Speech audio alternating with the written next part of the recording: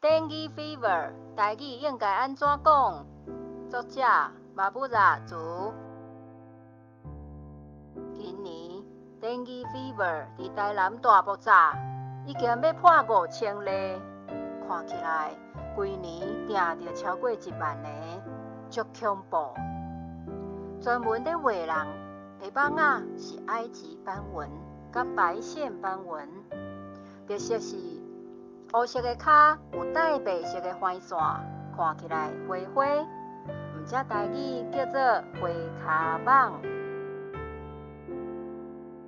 伫遮要甲大家讨论这款镜头，台语要安怎讲较斗搭？华语叫登革热，有接近原文音，袂歹。毋过无表示啥物意思，袂当帮助咱了解镜头。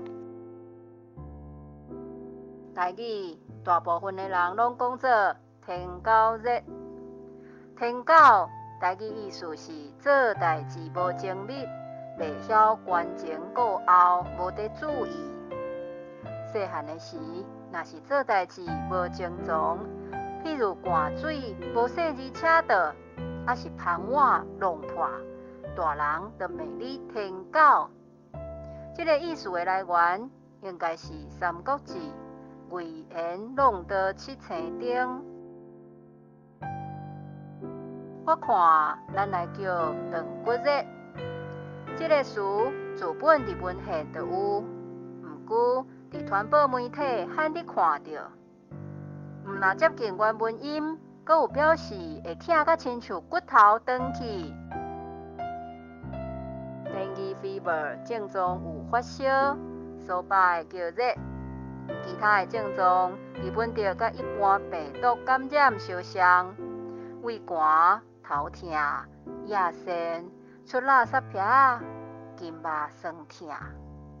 上特别的症状是关节骨头足痛足痛，小可震动一下就痛，痛甲挡袂牢，痛甲要带尿，袂输骨头断去的款式。结论：断骨热是上理想的台语名。